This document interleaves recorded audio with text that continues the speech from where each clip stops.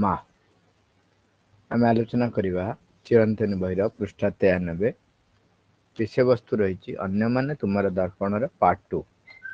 ଆମେ ଗତକାଲି ଆଲୋଚନା କରିଥିଲେ ଅନ୍ୟମାନେ ତୁମର ଦର୍ପଣର ପାର୍ଟ 1। ଅନ୍ୟମାନେ ଦର୍ପଣର ପାର୍ଟ 2 ରେ ମା ଲେଖୁଛନ୍ତି ସବୁ କଥାକୁ ଉଦାରତାର ସହିତ ସ୍ମିତ ହାସ୍ୟରେ ଦେଖ। ଯେଉଁ ସବୁ କଥା ତୁମକୁ ଉତ୍ତ୍ୟକ୍ତ କରୁଛନ୍ତି ସେଗୁଡ଼ିକୁ ଦେଖି ନିଜେ ଶିକ୍ଷା କର। ତାହେଲେ ଯାଇ ତୁମର ଜୀବନ ଅଧିକ ଶାନ୍ତିପୂର୍ଣ୍ଣ ଓ ଅଧିକ ସଫଳ ହୋଇପାରିବ। କାରଣ ଯେଉଁ ପରିପୂର୍ଣ୍ଣତା ତୁମେ ଉପଲବ୍ଧି କରିବାକୁ ଚାହଁ ତାହା ଅନ୍ୟଠାରେ ନାହିଁ ବୋଲି ଦେଖିଲା ମାତ୍ରେ ତୁମେ ଯେପରି ସବୁବେଳେ ବିରକ୍ତ ଓ ଉତ୍ତ୍ୟକ୍ତ ହେଉଥାଅ, ସେଇଥିରେ ହିଁ ତୁମର ଅଧିକାଂଶ ଶକ୍ତି କ୍ଷୟ ହୋଇଯାଉଥାଏ। ଅନ୍ୟମାନେ ଯେଉଁ ପୂର୍ଣ୍ଣତା ଲାଭ କରିବା ଉଚିତ ସେ ବିଷୟରେ ଚିନ୍ତା କରିବା ଏଇ ମୁହୂର୍ତ୍ତରୁ ଛାଡ଼ିଦିଅ। ତୁମେ ନିଜେ ଯେଉଁ ଲକ୍ଷ୍ୟର ଅନୁସରଣ କରୁଛ ସେ ବିଷୟରେ ତୁମେ କ୍ୱଚିତ ସଚେତନ।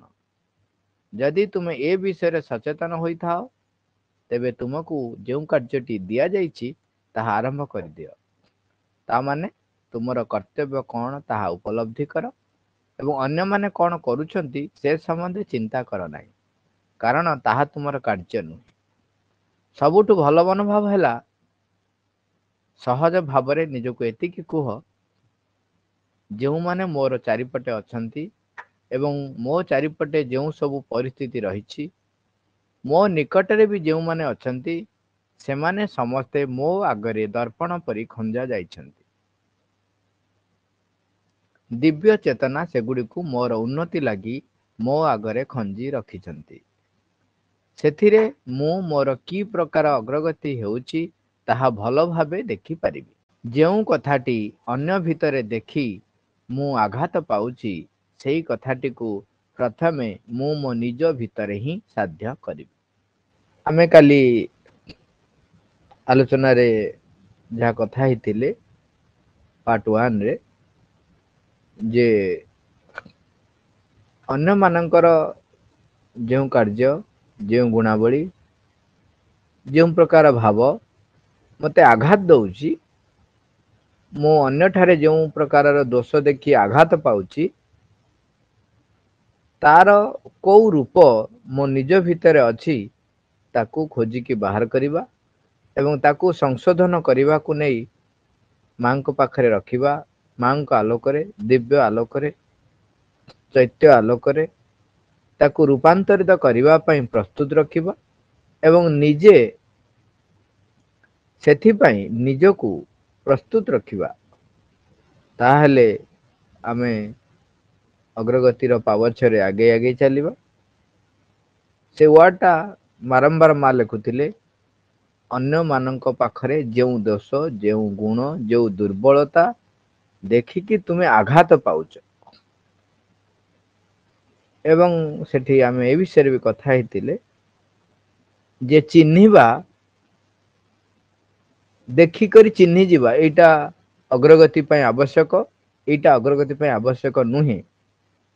ସେଇଟା ହଉଛି ମୋ ପାଇଁ ଏକ ସୁଯୋଗ ଯେ ମୁଁ ସେଇ ପ୍ରକାର ପରିସ୍ଥିତି ବାହାରୁ ଦେଖିଲି, ଚିହ୍ନିଲି, ଜାଣିଲି ଯେ ଏଇ ପ୍ରକାରର ଗତିବୃତ୍ତି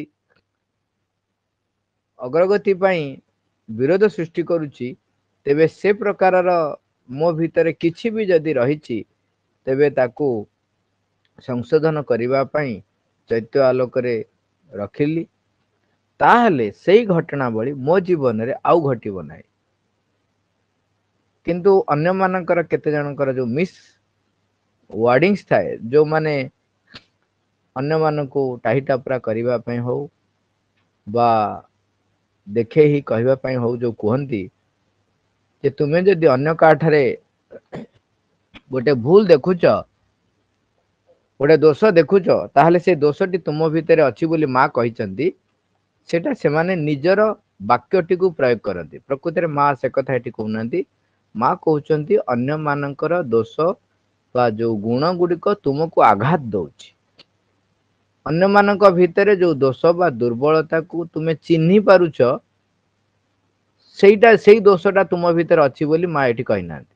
ମା କହୁଛନ୍ତି ତାହା ଯଦି ତୁମକୁ ଆଘାତ ଦେଲା, ତାହା ଯଦି ଆମେ ଯଦି ଏବେ ଦେଖିବା ବିରକ୍ତି କଲା, बा तुमको कष्ट देला तुमको जंत्रणा देला बा तुम्हें ता प्रति एक प्रतिक्रिया पोषण कल ताहेले से गुणटी तुम भितर अछि सेठी सेठी पय आउ गोटे क्लारिफाई भी मा करिले जे तुम्हें अन्य मानक पाखरे देखिके चिन्हि पारिल सेटा गोटे भल गुण सेटार सुजोग निय एवं ताको परिवर्तन कर किंतु सेटा गोटे यूनिवर्सल कथा हेई गलानी प्रायतः आमे बेले बेले जो माने टिके टिके बही पढ़लेनी पाठचक्र बसिलेनी जेमती सासु बहु दुई जन झगड़ा लागिला बेले कहंती तू विरोधी शक्ति कबल रे पड़ी जाइछु झगड़ा लागुते बड़ पाटरे कहउथबे ये कहउथबे से कहउथबे से कहउथिबो हेई तुम भितरे बर्तन होस्टाइल फोर्स अटैक कला तमे बर्तन ए प्रकार उत्त्यक्त हेई कहउछ दी जन जाक विरोधी शक्ति रे थाई की कथा वार्ता होंती झगड़ा करथांती किंतु मां को भाषा व्यवहार करे तो आमे सेमती भाषा के व्यवहार करबा नै जे लोक साधारणतः करंती बोली से कथाटी को आउथरे कहली एवं तार कंटिन्यूअस रे पार्ट 2 रे मा कहउछंती जेतेबेले ए प्रकार घटनाटी को देखिबो प्रथमे कहले प्रथम पार्ट 1 रे कहले जे तुमे से परिस्थिति रु निजे जहा शिखिबा कथा शिखि जाओ ताले से परिस्थिति तुम पई आउ पुनरावृत्ति हेबो नै बाहरु देखि जदि हम शिखि गले आज कहउछंती आउ टिके निजको अधिक परिपक्व करने को जाई सबु कथा को उदारतार सहित स्मित हास्य रे देख जो सबु कथा तुमको उत्त्यक्त करूछंती सेगुडी को देखी निजे शिक्षा कर ताहेले जाई तुमर जीवन अधिक शांतिपूर्ण और अधिक सफल होई पारिबो ए विषय आमे आलोचना करिसंती कारण जो परिपूर्णता तुम्हें उपलब्धि करने को चाह ताहा अन्य ठारे नाही बोली देखिला मात्रे तुमे जेपरि सबु बेले विरक्त और उत्त्यक्त हेउथाओ सेइथिरे ही तुमर अधिकांश शक्ति क्षय होई जाउ थाए एई लाइनटा जदि आमे मने रखिबा ताहाले अन्यर कार्य रे बा सिए परिपूर्ण हेई नाही बोली मो भितरे जो विरक्त भाव बा उत्त्यक्त भाव आसुची ताहले मु जानिबी जे मु निजर ही क्षति करुची तेणु से प्रथम लाइन टा जोटा कहले सबु कथा को उदारतार सहित स्मित हास्य रे देख उदारतार सहित स्मित हास्य रे सेतिक बेले आमे देखि परिबा जेते बेले आमे टिके ऊर्ध्व स्तर को जाई देखिबा जे 3 क्लास रे जो पिलाटी पढुची ताकू गुणन हरण देले से बुझी पारिबो नाही तेणु ता पाखरे जो प्रकार अबुझा मनटी आसीची मिशाण फेडाण देला बेले भी से चाही रही आउ टिके भल भाव रे ताकू के बुझांतानी किंतु जीवन क्षेत्र रे आमे जेते बेले मनुष्य मानक संस्पर्श रे आसुचंती सेते बेले आमे आशा करू को जो माने अधिक अभिज्ञ बा आम भावरे आम भाषा रे आम जानंतरे आमे भावुचु से ज्ञानी आमे भावुचु से वयस्क व्यक्ति तेणु अधिक ज्ञानर अधिकारी तांको पाखरे जेते बेले भूलटी देखू सेते बेले आमे विरक्त हो आम भावु केमिति एमिति संभव हैला किंतु आमे मन रखिबा जे हुए तो बयस रे सिना से बड़ 3 क्लास रे पढुचंती मु बयस रे सान मु पढुची 10th रे तेणु मु हरण गुणन फेडाण सब जानि सारिची से जानिनी तेणु ता पाखरे प्रतिक्रिया आसी स्वाभाविक सेते बेले उदारतार भाव आसीबो यदि आमे बुझिबा ताले जेते बेले चेतनार अग्रगति हमर हेई जिवो सेते बेले अन्य मानकर जो अपरिपूर्णता बा अपरिपक्वता रे आमे आ विरक्त आ उत्त्यक्त न होई तांको प्रति एक उदार भाव पोषण करिबा ता हेले ही स्मित हास्य रे तुमे ताकू देखि पारिबो आमे भी अभ्यास करिबा आउ निज भितर रखिबा जे सेई प्रकारर भूल बा सेई प्रकारर धारणा बा सेई प्रकारर गतिवृत्ति मो भितर जेमिति से उंकी न मारे मो भितर जेमिति से बसा न बांधे मो भितर जेमिति से सार खत पाई बढ़ी न जाए ଏବଂ ଆମର ବିରକ୍ତ ଏବଂ ଉତ୍ତ୍ୟକ୍ତ ଯେତେବେଳେ ବି ଆମେ ହଉଛେ ଆମର ଶକ୍ତି କ୍ଷୟ ହଉଛି ଏ ବିଷୟରେ ମଧ୍ୟ ଆମେ ସଚେତନ ରହିବା। ମା ଲେଖୁଛନ୍ତି ଅନ୍ୟମାନେ ଯେଉଁ ପୂର୍ଣ୍ଣତା ଲାଭ କରିବା ଉଚିତ ସେ ବିଷୟରେ ଚିନ୍ତା କରିବା ଏହି ମୁହୂର୍ତ୍ତରୁ ଛାଡ଼ିଦିଅ। କିନ୍ତୁ ଆମ ଭିତରେ ଏଇ ଚିନ୍ତାଟି ସବୁବେଳେ ଥାଏ ଏବଂ ବୋଧ ହୁଏ ଏଇ ଚିନ୍ତାଟି ଥାଏ ବୋଲି ଆମେ କଲେକ୍ଟିଭ ଏଫର୍ଟକୁ ମଧ୍ୟ ଆମେ ସବୁବେଳେ ଅଗ୍ରାଧିକାର ଦଉ। କିନ୍ତୁ ଏଇ ପ୍ରଶ୍ନଟି ଆମ ଭିତରେ, ଏଇ ଚିନ୍ତାଟି ଆମ ଭିତରେ ନିଶ୍ଚୟ ରହିଥାଏ, ସବୁବେଳେ ଉଠେ। ମୋ ଚାରିପଟରେ ଯୋଉ ଲୋକମାନେ ଅଛନ୍ତି ସେମାନେ ଯଦି ଏମିତି ନହେଲେ ତାହେଲେ ଲାଭ କଣ ହବ? ଭଗବାନ ତାହେଲେ କଣ କରୁଛନ୍ତି? ମା କଣ କିଛି ଦେଖି ପାରୁନାହାନ୍ତି? ମା ସେମାନଙ୍କୁ ତ କିଛି ଦଣ୍ଡ ଦଉନାହାନ୍ତି। ମା ସେମାନଙ୍କୁ କେମିତି ପରିବର୍ତ୍ତନ କରୁନାହାନ୍ତି? ଏଇ ପ୍ରକାରର ପ୍ରଶ୍ନ ସମସ୍ତଙ୍କ ଭିତରେ ପ୍ରାୟତଃ ଆସେ। କାରଣ ଯେଉଁ ପରିପୂର୍ଣ୍ଣତା ମୁଁ ବି ଆଶା କରୁଛି ଅନ୍ୟମାନଙ୍କ ପାଖରେ, ମୁଁ ମଧ୍ୟ ଚାହେଁ ସେମାନେ ବି ସେଇ ପରିପୂର୍ଣ୍ଣତା ଲାଭ କରନ୍ତୁ। ଏଇଟା ଭଲ ଗୁଣ, କିନ୍ତୁ ଅନ୍ୟମାନଙ୍କ ଭିତରେ ଯେତେବେଳେ ସେଇ ପରିପୂର୍ଣ୍ଣତା ଆମେ ଦେଖୁନାହୁଁ, ସେଥିପାଇଁ ନିଜେ ବ୍ୟତିବ୍ୟସ୍ତ ହେଇ ପଡିବା, ନିଜେ ଉତ୍ତ୍ୟକ୍ତ ହେଇ ପଡିବା, ନିଜେ ବିରକ୍ତ ହବା, ଏହା ଗ୍ରହଣୀୟ ନୁହେଁ। କାରଣ ତାହା ଆମ ନିଜର ହିଁ କ୍ଷତି କରେ। ତେଣୁ ମା ଲେଖୁଛନ୍ତି ଯେ ଅନ୍ୟମାନେ ଯେଉଁ ପୂର୍ଣ୍ଣତା ଲାଭ କରିବା ଉଚିତ ସେ ବିଷୟରେ ଚିନ୍ତା କରିବା ଏଇ ମୁହୂର୍ତ୍ତରୁ ଛାଡିଦିଅ। ଏ ଯଦି ଛାଡିଦେବେ ଆପଣ ଦେଖିବେ ଆପଣଙ୍କ ଭିତରେ ବିରକ୍ତି ଭାବ 50% କୁଆଡେ ପଳେଇବ। ଆପଣ ଖୁସିରେ ରହିବେ, ବିନ୍ଦାସ। କିନ୍ତୁ ଆମେ ଯେତେବେଳେ କଲେକ୍ଟିଭଲି ରହୁଛନ୍ତି ସେଟା ସବୁବେଳେ ଉଙ୍କି ମାରେ। ମା କହୁଛନ୍ତି ତୁମେ ନିଜେ ଯେଉଁ ଲକ୍ଷ୍ୟର ଅନୁସରଣ କରୁଛ ସେ ବିଷୟରେ ତୁମେ କ୍ୱଚିତ ସଚେତନ। ଯଦି ତୁମେ ଏ ବିଷୟରେ ସଚେତନ ହୋଇଥାଅ, କୋଉ ବିଷୟରେ? ଯେ ମୁଁ କୋଉ ଲକ୍ଷ୍ୟ ଅନୁସରଣ କରୁଛି। ମୋର ଲକ୍ଷ୍ୟ କଣ? ମୋର ଲକ୍ଷ୍ୟ ହଉଛି ଅନ୍ତରାତ୍ମା ଦ୍ଵାରା ମୁଁ ପରିଚାଳିତ ହେବି, ମାଙ୍କର ମୁଁ ହେଇଯିବି, ରୂପାନ୍ତର ପାଇଁ ନିଜକୁ ପ୍ରସ୍ତୁତ କରିବି। ମା ଚାହୁଁଛନ୍ତି ମୋ ଭିତରେ କଣ ପରିପ୍ରକାଶ ହବା ପାଇଁ, ସେଇଭଳି ଭାବରେ ନିଜକୁ ପ୍ରସ୍ତୁତ ରଖିବି। ଏଇ ଯୋଉ ଲକ୍ଷ୍ୟଟି ମୋ ଭିତରେ ରହିଛି, ଯଦି ଏ ବିଷୟରେ ମୁଁ ସଚେତନ ହୋଇଥାଏ, ତାହେଲେ ମତେ ଯୋଉ କାର୍ଯ୍ୟଟି ଦିଆଯାଇଛି, ମା ଲେଖୁଛନ୍ତି ତୁମକୁ ଯୋଉ କାର୍ଯ୍ୟଟି ଦିଆଯାଇଛି ତାହା ଆରମ୍ଭ କରିଦିଅ। ତାମାନେ ତୁମର କର୍ତ୍ତବ୍ୟ କଣ ତାହା ଉପଲବ୍ଧି କର ଏବଂ ଅନ୍ୟମାନେ କଣ କରୁଛନ୍ତି ସେ ସମ୍ବନ୍ଧେ ଚିନ୍ତା କର ନାହିଁ, କାରଣ ତାହା ତୁମର କାର୍ଯ୍ୟ ନୁହେଁ। ଆମେ ପଢିବା, ମା ଲେଖୁଛନ୍ତି ଅନେକ ଜାଗାରେ, ଆମେ ଯଦି ତର୍ଜମା କରିବା ତାହା ମଧ୍ୟ ଆମେ ନିଜେ ଉପଲବ୍ଧି କରିପାରିବା। ଯେତେବେଳେ ଆମେ ଅନ୍ୟ କାହାର କାର୍ଯ୍ୟକୁ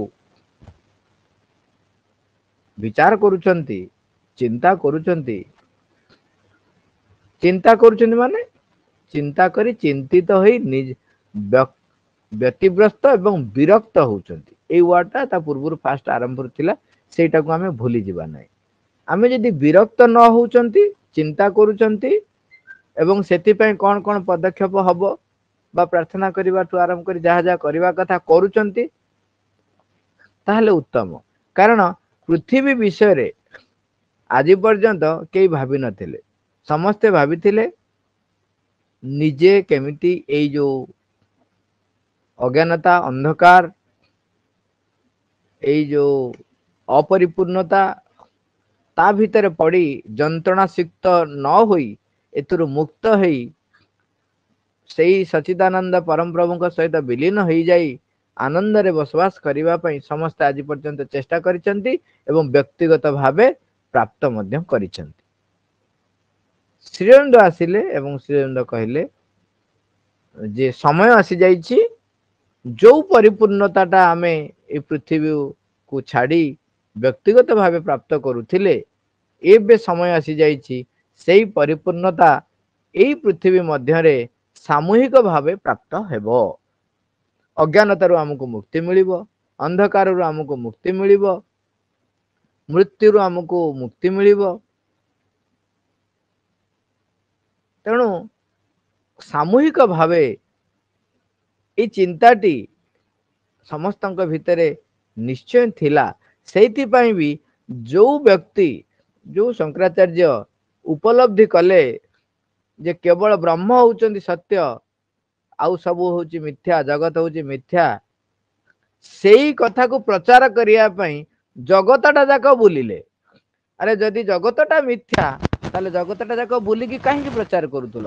ଆରେ ମିଛ ଭିତରେ ଯାଇ କଣ ପ୍ରଚାର କରୁଥିଲ?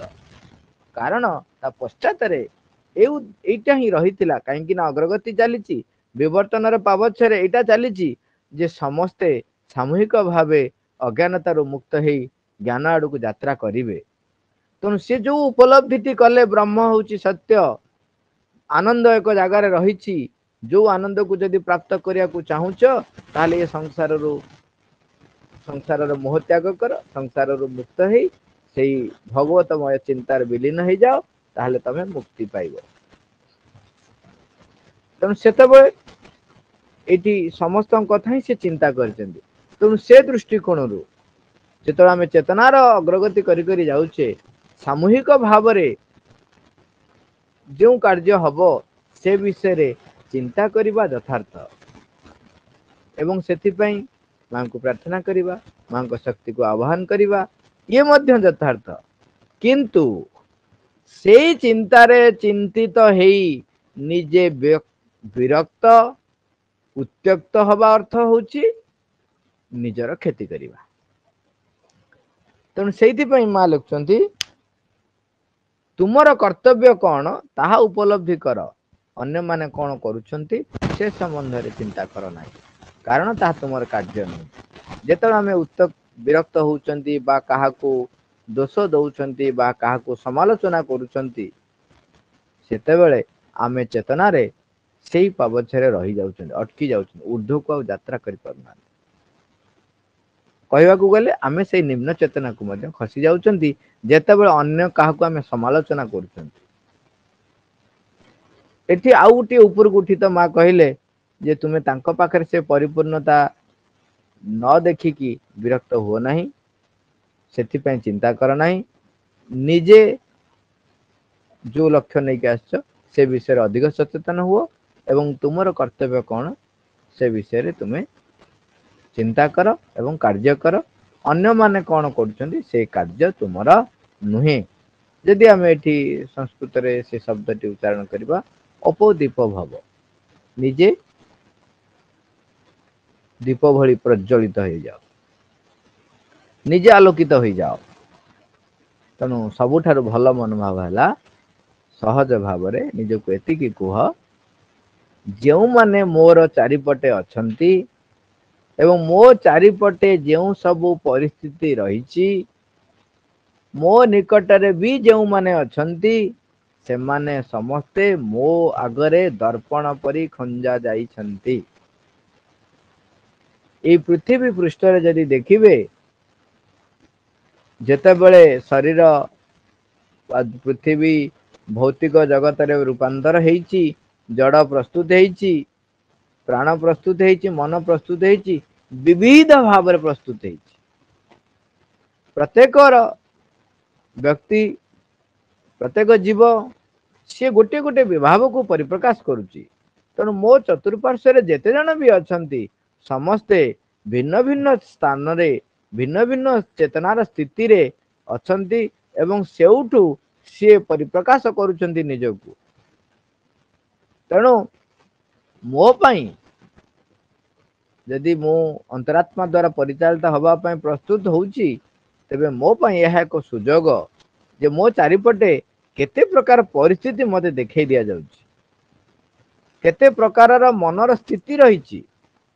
ଯଦି ଆମେ କହିବା ମନର ଯୋଉ ଲେୟାର ରହିଛି, କେମିତି ଜଣେ ଅନ୍ୟ ଜଣଙ୍କ ଦ୍ଵାରା ବାୟସ ହେଇଯାଇଛି, ମୁଁ ଦେଖିପାରୁଛି ଯେ ଜଣେ ଅନ୍ୟ ଜଣଙ୍କ ଦ୍ଵାରା ବାୟସ ହଉଛି, ଜଣେ କେମିତି ରିଆକ୍ଟ କରୁଛି, ଜଣେ କେମିତି ଛୋଟ ଛୋଟ କଥା ବୁଝି ପାରୁନାହିଁ, ଜଣେ କେମିତି ଅନେକ ଗହନ କଥା ଆରାମରେ ବୁଝି ଯାଉଛି, ଜଣେ କେମିତି ନିଜକୁ ପ୍ରସ୍ତୁତ କରି ରଖିଛି, ଜଣେ କେମିତି ନିଜକୁ ବନ୍ଦ କରି ରଖିଛି, ବିରୋଧ କରୁଛି। ତେଣୁ ଏଇ ସବୁ ଭିନ୍ନ ଭିନ୍ନ ପ୍ରକାରର ବ୍ୟକ୍ତି ମୋ ଚାରିପଟେ ଯୋଉ ରହିଛନ୍ତି ଏବଂ ମୋ ଚାରିପଟେ ଯେଉଁ ସବୁ ପରିସ୍ଥିତି ରହିଛି, ମା କହୁଛନ୍ତି ସେ ତୁମ ପାଇଁ ଏକ ଦର୍ପଣ ପରି ଖଞ୍ଜା ହେଇଛନ୍ତି। ତେଣୁ ଦିବ୍ୟ ଚେତନା ସେଗୁଡିକୁ ମୋରି ଉନ୍ନତି ଲାଗି ମୋ ଆଗରେ ଖଞ୍ଜି ରଖିଛନ୍ତି। ତେଣୁ ସେଥିରେ ମୁଁ ମୋର କି ପ୍ରକାର ଅଗ୍ରଗତି ହଉଛି ତାହା ଭଲ ଭାବେ ଦେଖିପାରିବି। ତାମାନେ ଯୋଉ ସ୍ଥିତିରେ ମୁଁ ଲୋକମାନଙ୍କୁ ଦେଖୁଛି, ଯୋଉ ପରିସ୍ଥିତି ଗୁଡାକ ମୋ ଚାରିପଟେ ଘଟି ଯାଉଛି, ତା ଭିତରେ ମୁଁ ନିଜକୁ ପ୍ରିପେୟାର କରିବି ସେ ପ୍ରକାର ପରିସ୍ଥିତିରେ କଣ ହବା ଉଚିତ, କେମିତି ମାଙ୍କ ସହିତ ସଂଯୁକ୍ତ ହେଇ ରହିବି। କାହିଁକିନା ଜଣେ ଧରା ଯାଉ ଆମେ ଦେଖୁଛନ୍ତି ଜଣେ ବାୟସ ହେଇଯାଉଛି ବହୁତ ସୁନ୍ଦର ଭାବରେ, ମାଧିଆ ଭାଇ ସବୁଥିରେ ହୋଇ ହୋଇ ଯେମିତି କହନ୍ତି, ତାମାନେ ନିଜର ନିଜ ଜ୍ଞାନ ଅଛି, ବ୍ୟକ୍ତିତ୍ବ ଲାଗୁଛି ଗଠିତ ହେଇଥିଲା ଭଳିଆ, କିନ୍ତୁ ଅନ୍ୟ ମାନଙ୍କ ଦ୍ଵାରା ପରିଚାଳିତ ହଉଛନ୍ତି।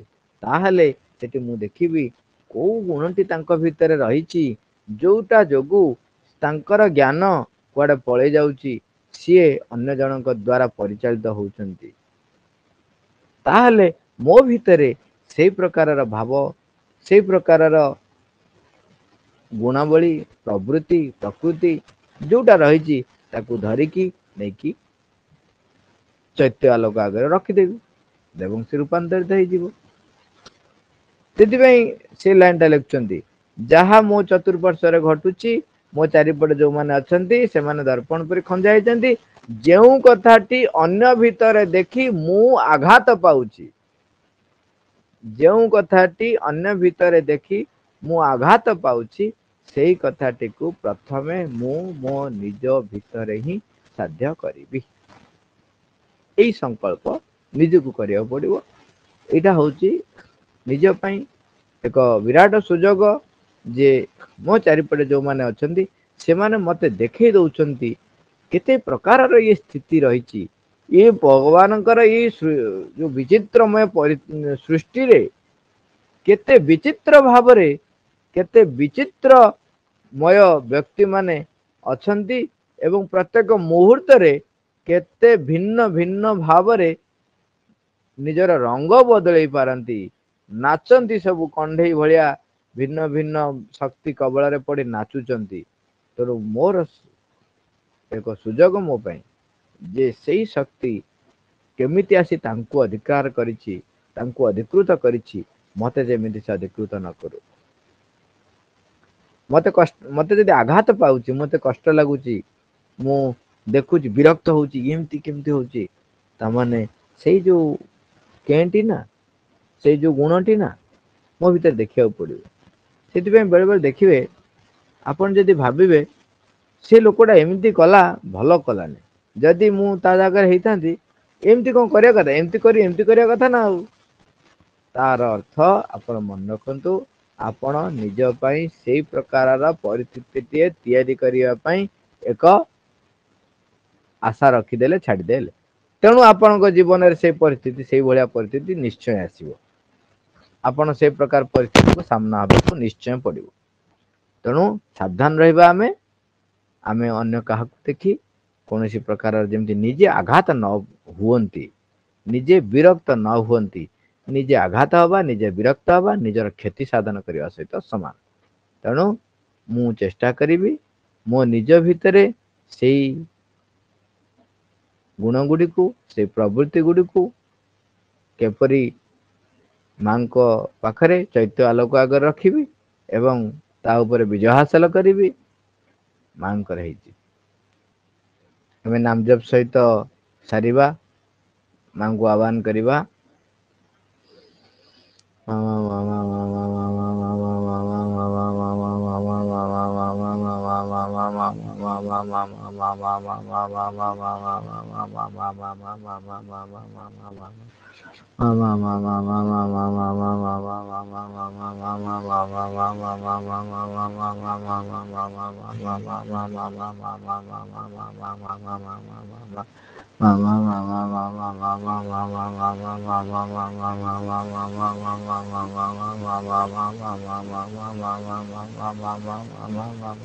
Ma, thank you all.